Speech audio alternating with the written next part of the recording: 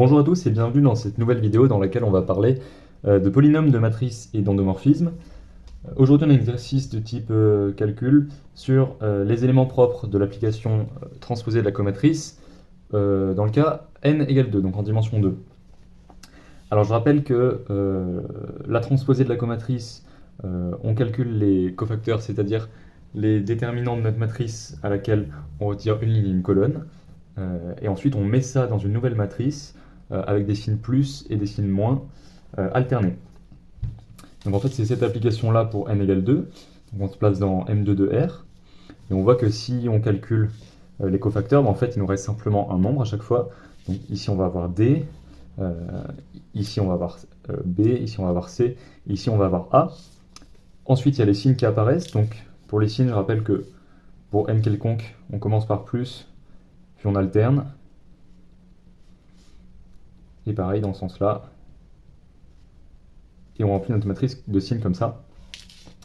Et ici, on prend la transposée. Donc c'est pour ça que moins C et moins B se retrouvent inversés. Le but, ça va être d'étudier la réduction de cet endomorphisme. On va montrer que c'est un endomorphisme transposé de la comatrice dans le cas bidimensionnel. Donc voici les questions. Montrer que phi est un endomorphisme de M2 de R. Montrer que ses valeurs propres sont de carré égal à 1. Puis discuter de la diagonalisabilité de phi et donner les sous-espaces propres. Je vous propose de chercher l'exercice en autonomie et ensuite je passe au corrigé. Alors pour la question 1, il n'y a pas grand chose à faire. On voit que phi va de M2 de R dans M2 de R. On a toujours une matrice réelle de dimension 2 ici. Et pour la linéarité, on peut s'amuser à la montrer. Donc on prend deux matrices de M2 de R, un réel alpha, et puis on peut calculer phi de, donc celle-là je vais l'appeler grand A, celle-là grand B, grand A plus alpha grand B. Donc c'est phi de la matrice A plus alpha E, B plus alpha F, C plus alpha G et D plus alpha H. Et si on reprend la définition de phi, on se rend compte très rapidement que ça nous donne D plus alpha H, A plus alpha E en bas à droite. Ici on va avoir moins B moins alpha F, et ici moins C moins alpha G. Et donc évidemment, on retrouve D moins B moins C A plus alpha fois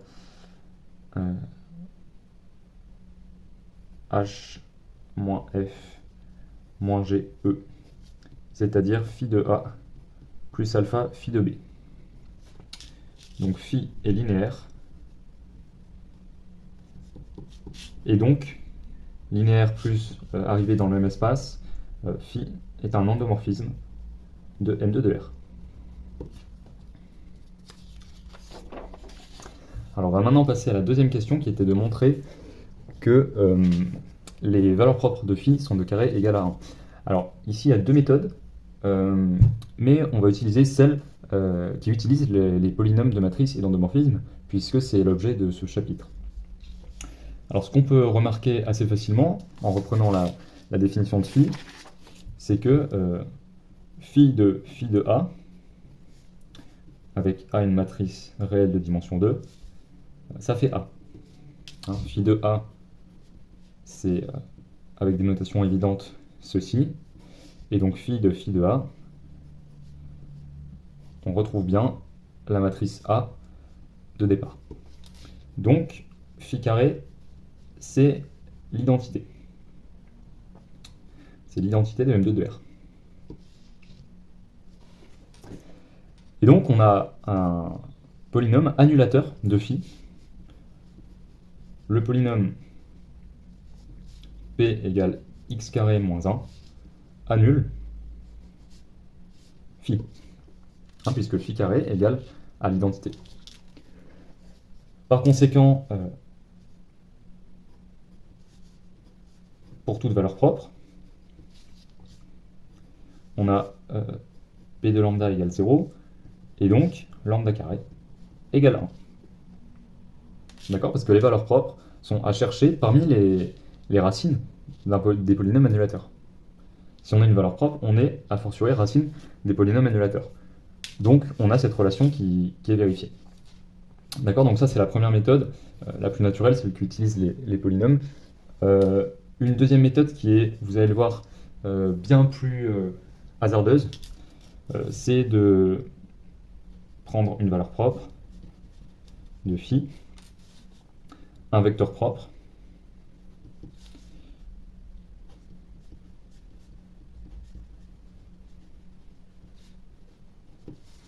et donc on a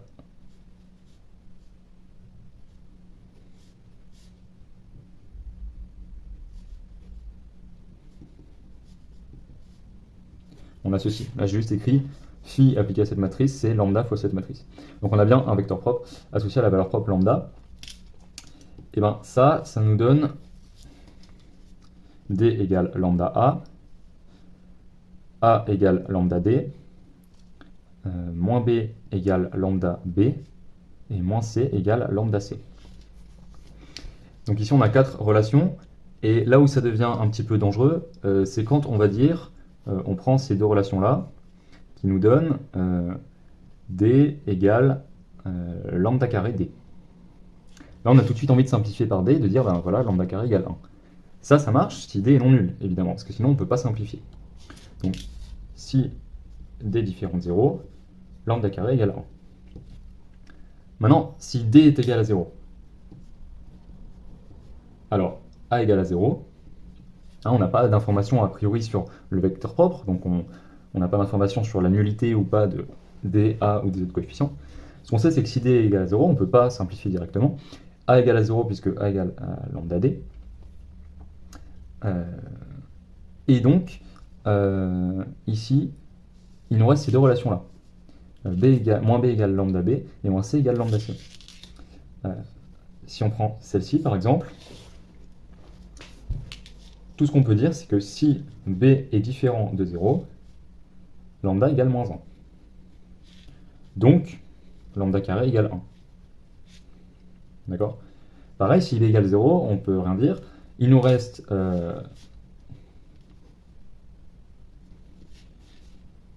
celle-ci, moins c égale lambda c. Donc, si c est différent de 0, lambda carré égale 1. Si c égale 0, on a tous nos coefficients nuls, et c'est pas possible parce qu'un vecteur propre n'est pas nul. Donc en fait, c'est là que je disais que c'était dangereux, c'est que ça marche dans tous les cas, parce qu'on ne peut pas avoir tous nos coefficients nuls, mais on ne peut pas directement conclure à partir d'ici, parce qu'il faut prendre en compte le fait que potentiellement, certains coefficients de notre vecteur propre peuvent être nuls. Alors attention ici, quand je passe de là à là, je suppose que du coup lambda est non nul, parce que la relation que j'ai c'est a égale lambda d, donc si lambda est nul, a n'est pas forcément nul quand d est nul. Sauf que lambda égale 0, ça voudrait dire que tous les coefficients sont nuls, et donc là encore, ça ne peut pas être un vecteur propre. Donc on a montré que, donc je vous conseille évidemment cette méthode, la méthode 1, finalement on a montré que toutes les valeurs propres de phi sont de carré égal à 1, ce qui va nous permettre de terminer avec la troisième question, discuter de la diagonalisabilité de phi et donner ses sous-espaces propres. Alors pour faire ça, on a dit que p égale x carré moins 1 annule phi. D'accord? Donc p, c'est aussi x moins 1 fois x plus 1. Il est scindé, on est dans R, à racine simple. Donc phi est diagonalisable. Ça, c'est dans le cours.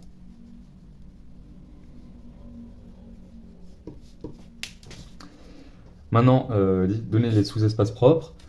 Alors donc, là, on a deux choix pour les valeurs propres. On a moins 1 et plus 1. Donc, on va prendre une matrice de M de R. Si phi de M, alors plutôt phi de M égale M, ça veut dire que D moins B moins C A égale A, B, C, D. Et donc, A égale D, B égale 0 et C égale 0.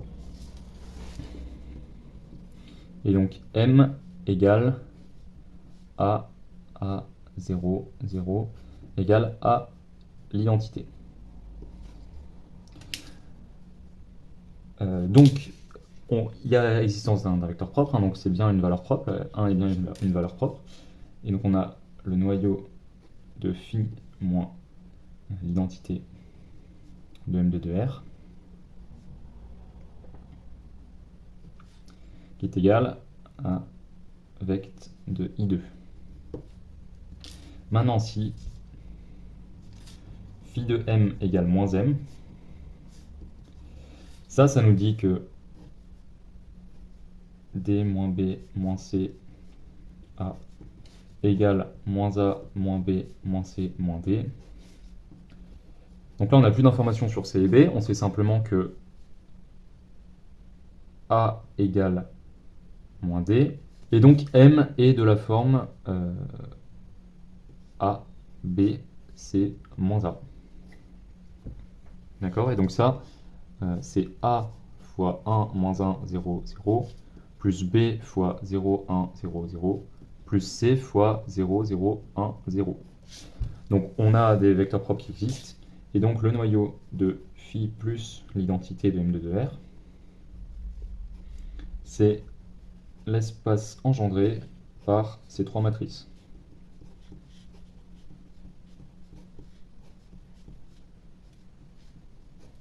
Et ça finit l'exercice. J'espère que cet exercice vous aura plu. N'hésitez pas à le retravailler. N'hésitez pas à me faire part aussi de vos suggestions et questions en commentaire. Et je vous dis à bientôt pour une nouvelle vidéo.